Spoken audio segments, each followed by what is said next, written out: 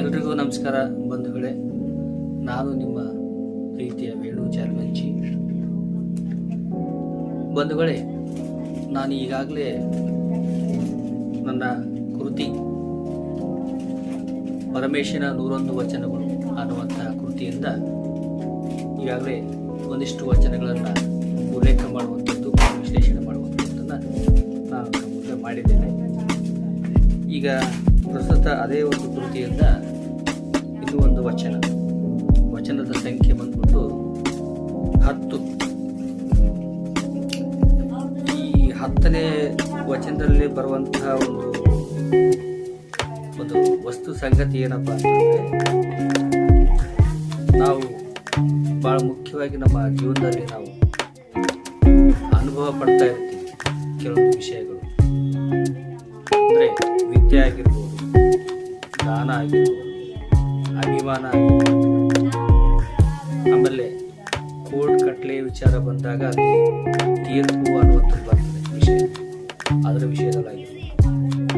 ಆಮೇಲೆ ವಿಷಯ ಜ್ಞಾನ ಆಗಿರ್ಬೋದು, ಆಮೇಲೆ ಅರಿವು ಆಗಿರ್ಬೋದು. ಈ ಸಂಗತಿಗಳ ಬಗ್ಗೆ ನಮ್ಮ ಜೀವನದಲ್ಲಿ ನಾವು ದಿನನಿತ್ಯವೂ ಕೂಡ ಸಾಕಷ್ಟು ಅನುಭವಗಳನ್ನು ನಾವು ಪಡಿತಾ ಇರ್ತೀವಿ, ಸಾಕಷ್ಟು ಅನುಭವಗಳು ನಮ್ಗೆ ಆಗ್ತಾ ಇರ್ತವೆ. ಆ ಒಂದು ಸಂಗತಿಗಳನ್ನು ಇಟ್ಕೊಂಡು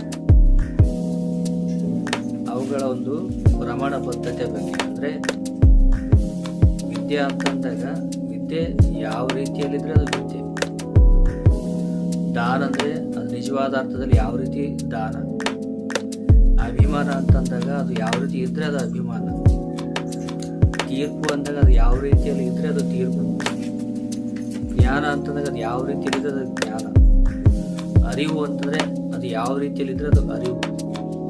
ಈ ರೀತಿಯ ಒಂದು ಅಳತೆಗೋಲುಗಳನ್ನು ನನ್ನ ಒಂದು ಅನುಭವದ ಪರಿಪ್ರೇಕ್ಷ್ಯದಲ್ಲಿ ಹೇಳುವಂಥ ಒಂದು ಸಣ್ಣ ಪ್ರಯತ್ನವನ್ನು ಈ ಒಂದು 10ನೇ ವಚನದಲ್ಲಿ ನಾನು ಮಾಡಿರ್ತಕ್ಕಂಥದ್ದನ್ನು ನಾನು ನಿಮ್ಮ ಮುಂದೆ ಪ್ರಸ್ತುತ ಮಾಡ್ತಾ ಹೋಗ್ತೀನಿ ಬಂಧುಗಳೇ. ಆ ವಚನ ಈ ರೀತಿ ಬರ್ತದೆ. ವಚನದ ಸಂಖ್ಯೆ 10. ಬಚ್ಚಿಟ್ಟು ಕೊಡುವ ವಿಷಯ ವಿದ್ಯೆಯಲ್ಲ. ಬಚ್ಚಿಟ್ಟು ಕೊಡುವ ವಿಷಯ ವಿದ್ಯೆಯಲ್ಲ. ಕೈ ಹಿಡಿದು ಕೊಡುವ ವಿಷಯ ದಾನವಲ್ಲ. ಕೈ ಹಿಡಿದು ಕೊಡುವ ವಿಷಯ ದಾನವಲ್ಲ. ಮಾನ ಬಿಗುಮಾನ ಬಿಗಿ ಹಿಡಿದು ಕೊಡುವ ವಿಷಯ ಅಭಿಮಾನವಲ್ಲ. ಮಾನ ಬಿಗುಮಾನ ಬಿಗಿ ಹಿಡಿದು ಕೊಡುವ ವಿಷಯ ಅಭಿಮಾನವಲ್ಲ. ತಿಳಿಯದೆ ತಿದ್ದಿಕೊಳ್ಳದೆ ಕೊಡುವ ತೀರ್ಪಲ್ಲ. ತಿಳಿಯದೆ ತಿದ್ದುಕೊಳ್ಳದೆ ಕೊಡುವ ತೀರ್ಪಲ್ಲ. ಅರಿಯದೆ ಆಗುಗೊಳ್ಳದೆ ಕೊಡುವ ವಿಷಯ ಜ್ಞಾನವಲ್ಲ. ಅರಿಯದೆ ಆಗುಗೊಳ್ಳದೆ ಕೊಡುವ ವಿಷಯ ಜ್ಞಾನವಲ್ಲ. ಆಗುವ ಮುನ್ನ ಆಗಿದ್ದೆ, ಆಗಿರುವ ಮುನ್ನ ಅರಿಯದಿದ್ದೆ ನಿಜವಾದ ಜ್ಞಾನ ಎಂದ ನಮ್ಮ ಪರಮೇಶ. ಆಗುವ ಮುನ್ನ ಆಗಿದ್ದೆ, ಆಗಿರುವ ಮುನ್ನ ಅರಿಯದಿದ್ದೆ ನಿಜವಾದ ಜ್ಞಾನ ಎಂದ ನಮ್ಮ ಪರಮೇಶ. ನೋಡ್ರಿ, ವಿದ್ಯೆ, ಒಬ್ಬರಿಗೆ ವಿದ್ಯೆಯನ್ನ ಕಲಿಸೋದ್ರಿಂದ ಏನು ಬರುತ್ತೆ? ನಮಗೆ ನಮ್ಮಲ್ಲಿರುವಂಥ ಜ್ಞಾನ ಮತ್ತೊಂದಿಷ್ಟು ಹೆಚ್ಚಾಗ್ತದೆ ಹೊರತು ಕಡಿಮೆ ಆಗುತ್ತೆ. ದಾನಗಳಲ್ಲಿ ದೊಡ್ಡ ದಾನ ವಿದ್ಯಾದಾನ ಅನ್ನುವಂಥ ಒಂದು ಮಾತನ್ನು ನಾವು ಕೇಳ್ಪಟ್ಟಿದ್ದೀವಿ. ಆ ರೀತಿಯಲ್ಲಿ ಯಾರಿಗಾದರೂ ಕೂಡ ನೀವು ವಿದ್ಯೆಯನ್ನು ದಾನ ಮಾಡಿರಿ, ವಿದ್ಯೆಯನ್ನು ನೀವು ಹೇಳ್ಕೊಡ್ರಿ.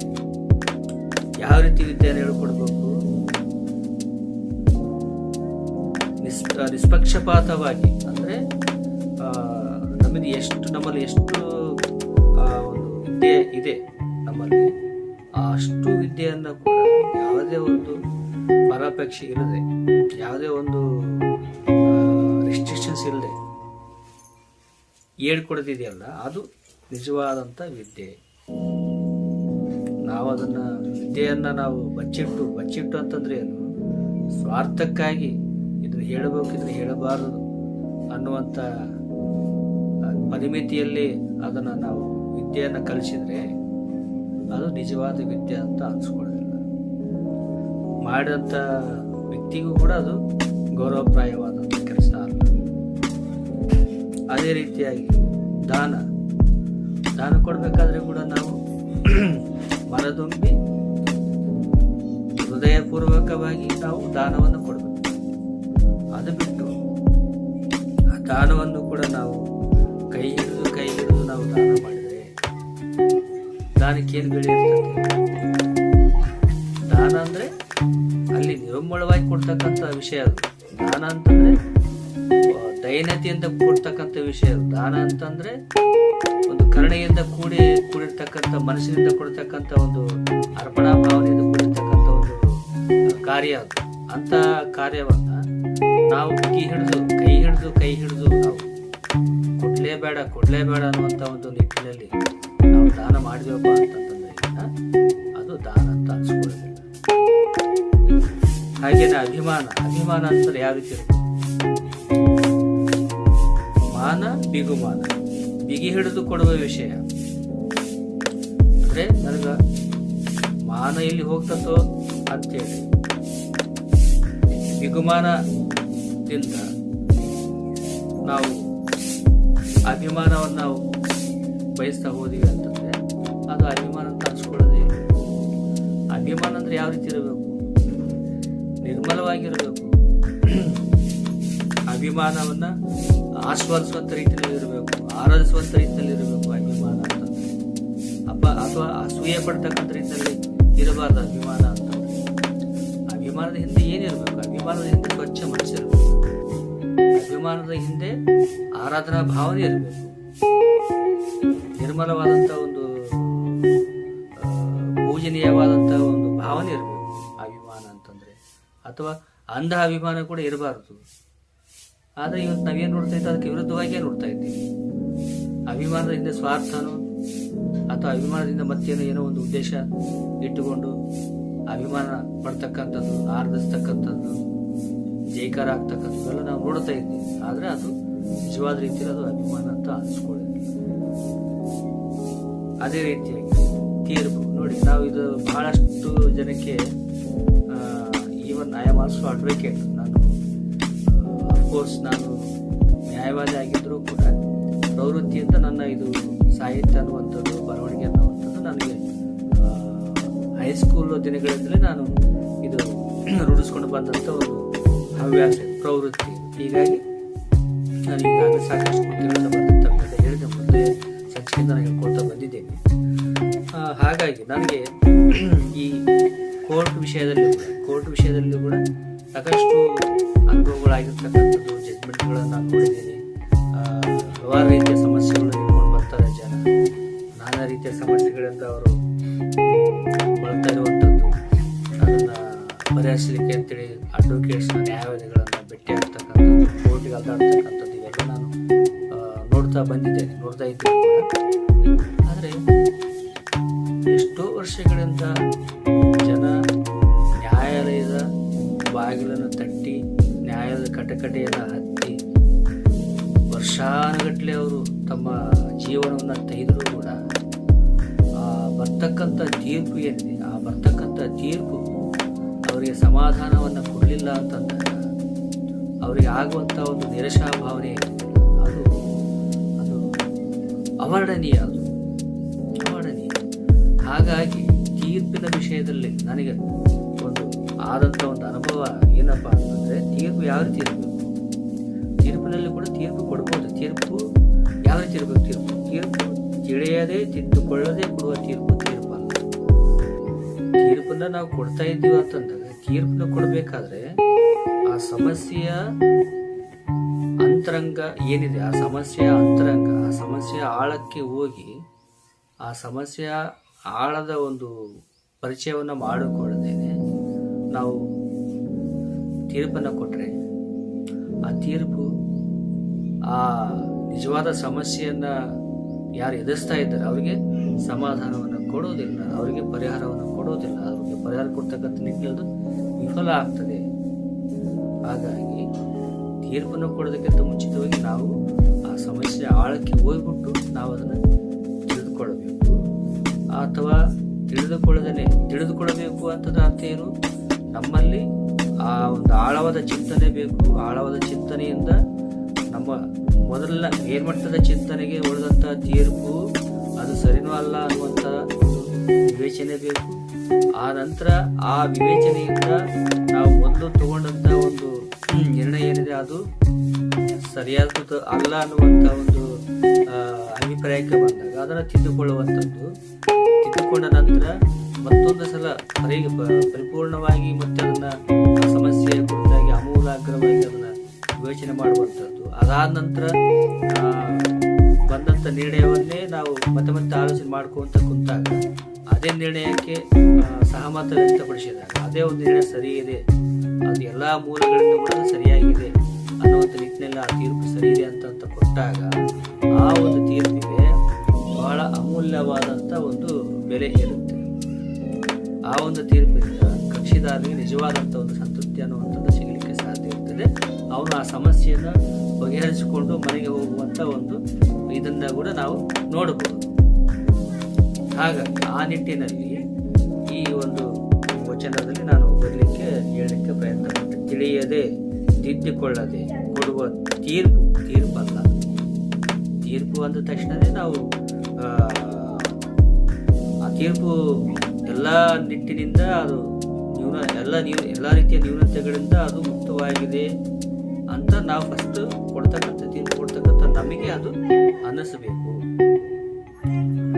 ಎಲ್ಲ ರೀತಿಯ ನ್ಯೂನತೆಗಳಿಂದ ಅದು ಮುಕ್ತವಾಗಿದೆ ಅಂತಂದಾಗ ಆ ತೀರ್ಪು 100ಕ್ಕೆ 100 ಕೂಡ ಅದು ಇದಾಗುತ್ತೆ. ಕಕ್ಷಿದಾರರಿಗೆ ಅದು ಸಮಾಧಾನ ಕೊಡುವಲ್ಲಿ ಅದು ಇದಾಗುತ್ತೆ, ಪರಿಪೂರ್ಣ ಆಗುತ್ತೆ, ಸಫಲತೆಯನ್ನು ಪಡ್ಕೊಳ್ತದೆ ಅನ್ನುವಂಥ ನಿಟ್ಟಿನಲ್ಲಿ ನಾನಿಲ್ಲಿ ಹೇಳಲಿಕ್ಕೆ ಹೊರಟೆ. ಅದಾದ ನಂತರ ಜ್ಞಾನವಲ್ಲ, ಅರಿಯದೆ ಆಗುಗೊಳ್ಳದೆ ಕೊಡುವ ವಿಷಯ ಜ್ಞಾನವಲ್ಲ. ನೋಡಿ, ಜ್ಞಾನ ಅಂತಂದ್ರೆ ಒಂದು ನಾಲೆಜ್, ಜ್ಞಾನ. ಯಾವುದೇ ಒಂದು ವಿಷಯ ತಗೊಳ್ರಿ, ಆ ವಿಷಯಕ್ಕೆ ಸಂಬಂಧಪಟ್ಟಂತ ಒಂದು ಜ್ಞಾನ ಅಂದ್ರೆ ನಮ್ಮ ಹತ್ರ ಇರಬೇಕಾಗ್ತದೆ. ಜ್ಞಾನ ಒಂದು ನಾಲೆಜ್. ಯಾವುದೇ ವಿಷಯ ತಗೊಳ್ರಿ, ಆ ವಿಷಯದ ಬಗ್ಗೆ ಒಂದು ಪರಿಪೂರ್ಣವಾದಂಥ ಒಂದು ನಾಲೆಜ್ ಇರಬೇಕು, ಜ್ಞಾನ ಇರಬೇಕು ನಮ್ಮ ಹತ್ರ. ಆದರೆ ಆ ಜ್ಞಾನ ಇರಬೇಕು ಅಂತಾರೆ ಫಸ್ಟ್ ಅದನ್ನು ನಾವು ಅರಿತುಕೊಳ್ಬೇಕು. ಆ ವಿಷಯದ ಬಗ್ಗೆ ನಾವು ಅರಿತುಕೊಂಡಾಗ ಅದಕ್ಕೆ ನಾವು ಗುರಿಯಾಗಬೇಕು, ಆಗುಗೊಳ್ಳುವಿಕೆ, ಎದುರಾಗುವಿಕೆ. ಆ ವಿಷಯವನ್ನು ನಾನು ಮೊದಲು ಅರಿತುಕೋಬೇಕು ಅಂತಂದ್ರೆ ಆ ವಿಷಯಕ್ಕೆ ನಾನು ನನ್ನನ್ನು ನಾನು ಒಡ್ಕೊಳ್ಬೇಕು. ನನ್ನನ್ನು ನಾನು ಒಡ್ಡುಕೊಂಡಾಗ ಆ ವಿಷಯದ ಜೊತೆಗೆ ನಾನು ಸಂವಾದಕ್ಕೆ ಕೂತು ಆ ಸಂವಾದದಲ್ಲಿ ಆ ವಿಷಯದ ಒಂದು ಜ್ಞಾನವನ್ನು ಪಡ್ಕೊಳ್ಳುವಂಥ ನಾನು ಒಂದು ಪ್ರಯತ್ನವನ್ನು ಮಾಡಲಿಕ್ಕೆ ಸಾಧ್ಯ. ಆ ರೀತಿಯ ಒಂದು ಪ್ರಯತ್ನವನ್ನು ಮಾಡದೇನೆ ನನಗಿಂತ ಒಂದು ನಾಲೆಜ್ ಇದೆ, ಇಂಥ ಒಂದು ನಾಲೆಜ್ ನಾನು ನಿಮಗೆ ಹೇಳ್ತಾ ಇದ್ದೀನಿ, ಇಂಥ ಒಂದು ನಾಲೆಜ್ ನೀವು ತಗೊಳ್ರಿ ಅಂತ ನಾವು ನಾಲೆಜನ್ನು ಇನ್ನೊಬ್ಬರಿಗೆ ಕೊಡಲಿಕ್ಕೆ ಹೋದರೆ ಅದು ನಾಲೆಜ್ ಅಂತ ಅನಿಸ್ಕೊಳ್ಳೋದಿಲ್ಲ, ಜ್ಞಾನ ಅಂತ ಅನಿಸ್ಕೊಳ್ಳೋದಿಲ್ಲ. ಯಾಕಂತಂದರೆ ಆ ನಾಲೆಜು ಫಸ್ಟ್ ನಮಗೆ ಇಲ್ಲ. ಆ ನಾಲೆಜ್ ಫಸ್ಟ್ ನಮಗೆ ಬರಬೇಕು ಅಂತಂದರೆ ಆ ಒಂದು ನಾಲೆಜ್ಗೆ ಸಂಬಂಧಪಟ್ಟಂತೆ ನಾವು ಫಸ್ಟು ಅರಿತುಕೋಬೇಕು, ಅದಕ್ಕೆ ಎದುರಾಗಬೇಕು, ಆ ನಾಲೆಜಿಗೆ ಎದುರಾದ ನಂತರ ಆ ನಾಲೆಜಿನ ಜೊತೆಗೆ ನಮಗೆ ಸಂವಾದ ಆಗುತ್ತೆ. ಆ ಸಂವಾದದಲ್ಲಿ ಆ ನಾಲೆಜಿನ ಬಗ್ಗೆ ನಮಗೆ ಹಲವಾರು ವಿಷಯಗಳು ಗೊತ್ತಾಗ್ತವೆ. ಆ ವಿಷಯಗಳು ಗೊತ್ತಾದ ನಂತರ ನಮಗೆ ಒಂದು ಅನುಭವ ಅನ್ನುವಂಥದ್ದಾಗ್ತದೆ. ಆ ಅನುಭವದಿಂದ ಆ ವಿಷಯದ ಬಗ್ಗೆ ನಮಗೆ ಸಮ್ ಕೈಂಡ್ ಆಫ್ ನಾಲೆಜ್ ಅನ್ನುವಂಥದ್ದು ಸಿಗ್ತದೆ. ಆಗ ನಾವು ಆ ನಾಲೆಜಿನ ಬಗ್ಗೆ ಯಾರಿಗಾದ್ರೂ ಹೇಳಿದ್ರು ಕೂಡ ಅದಕ್ಕೆ ಒಂದು ಸಮರ್ಥನೀಯತೆ ಅನ್ನೋದು ಸಿಗುತ್ತೆ. ಅದು ಒಂದು ನಾಲೆಜ್ ಅಂತ ಅನಿಸ್ಕೊಳ್ತದೆ. ಅದಕ್ಕಾಗಿ ಇದು ಯಾವುದು ನಾಲೆಜ್ ಅಲ್ಲ, ಯಾವುದು ನಾಲೆಜು ಅನ್ನುವಂಥ ವಿಚಾರವನ್ನು ನಾನು ಈ ವಚನದಲ್ಲಿ ಹೇಳಿದ್ದೇನೆ. ಅದೇ ನಂತರ ಆಗುವ ಮುನ್ನ, ಇದರ ಮುಂದುವರೆದ ಭಾಗವಾಗಿ, ಆಗುವ ಮುನ್ನ ಆಗಿದ್ದೆ, ಆಗಿರುವ ಮುನ್ನ ಅರಿಯದಿದ್ದೆ ನಿಜವಾದ ಜ್ಞಾನ. ಹಂಗಾದ್ರೆ ನಿಜವಾದ ಜ್ಞಾನ ಯಾವುದು ಅಂತ ಕೇಳಬಹುದು ಯಾರಾದ್ರೂ. ಇದು ಅಲ್ಟಿಮೇಟ್ ಕ್ವಶನ್, ಅಂದ್ರೆ ಒಂದು ಕೊನೆಯ ಪ್ರಶ್ನೆ ಅಂತ ಹೇಳ್ತಾರೆ. ಅಲ್ಟಿಮೇಟ್ ಯಕ್ಷ ಪ್ರಶ್ನೆ ಅಂತ ಅನ್ಬೋದು, ಅಥವಾ ಯಕ್ಷ ಪ್ರಶ್ನೆನೂ ಅಂತಲ್ಲ, ಅಲ್ಟಿಮೇಟ್ ಕ್ವಶನ್ ಅಂದ್ರೆ ಯಾವತ್ತಿಗೂ ಎದುರಾಗುವಂಥ ಒಂದು ಪ್ರಶ್ನೆ ಏನು ಅಂದರೆ ಯಾವ್ದು ನಿಜವಾದ ಜ್ಞಾನ ಅಂತಂದ್ರೆ ಯಾವ್ದು ನಿಜವಾದ ಜ್ಞಾನ?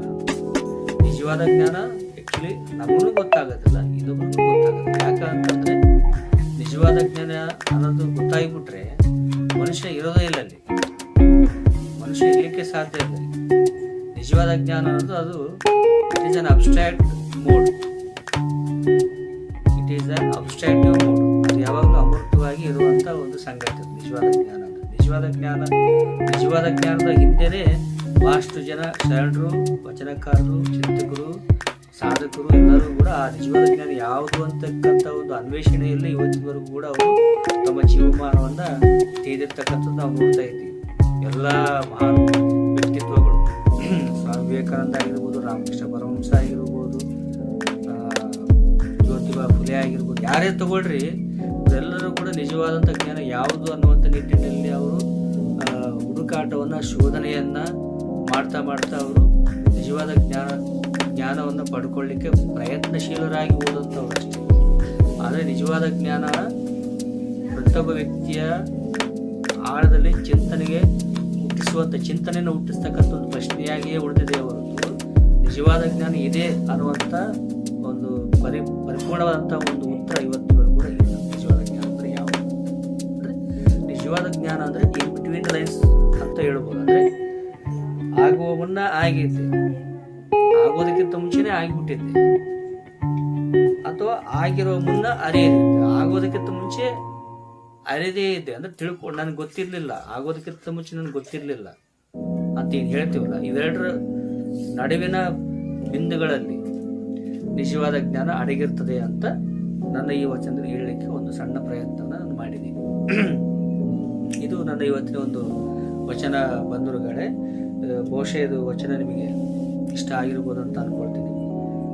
ಈ ವಚನದ ಬಗ್ಗೆ ತಮಗೇನಾದರೂ ಇದಾಯಿತು ಅಂತಂದರೆ, ಪ್ರಶ್ನೆಗಳು ಏನಾದರೂ ಉದ್ಭವ ಆಯಿತು ಅಂತಂದರೆ ಪ್ರಶ್ನೆಗಳನ್ನು ಕೇಳ್ಬೋದು ಕಾಮೆಂಟ್ ಬಾಕ್ಸ್ನಲ್ಲಿ. ಮತ್ತು ಈ ವಿಡಿಯೋ ನಿಮಗೆ ಲೈಕ್ ಆಯಿತು ಅಂದರೆ ಶೇರ್ ಮಾಡ್ಬೋದು, ಕಾಮೆಂಟ್ ಮಾಡ್ಬೋದು. ಮತ್ತು ನಿಮ್ಮ ಗೆಳೆಯರಲ್ಲಿ, ಬಂಧುಗಳಲ್ಲಿ ಕೂಡ ಈ ಒಂದು ವಿಡಿಯೋವನ್ನು ಶೇರ್ ಮಾಡೋದ್ರ ಮುಖಾಂತರ ಅವರಿಗೂ ಕೂಡ ಈ ಒಂದು ನನ್ನ ಒಂದು ಚಾನಲ್ಗೆ ಸಬ್ಸ್ಕ್ರೈಬ್ ಮಾಡಿಕೊಳ್ಳಿಕ್ಕೆ ಅವರಿಗೂ ಕೂಡ ತಾವು ಇದು ಹೇಳ್ಬೋದು, ಅಂದರೆ ಅವರು ಕೂಡ ಸಲಹೆ ಕೊಡ್ಬೋದು. ಆ ರೀತಿ ನನ್ನನ್ನು ಪ್ರೋತ್ಸಾಹ ಮಾಡ್ಬೋದು, ಬೆಳೆಸ್ಬೋದು ಅಂತಕ್ಕಂಥ ಮಾತನ್ನು ಹೇಳಿ ಇವತ್ತು ಈ ಒಂದು ಸಂಚಿಕೆಯನ್ನು ಮುಕ್ತಾಯ ಮಾಡ್ತಿರ್ಬೋದು.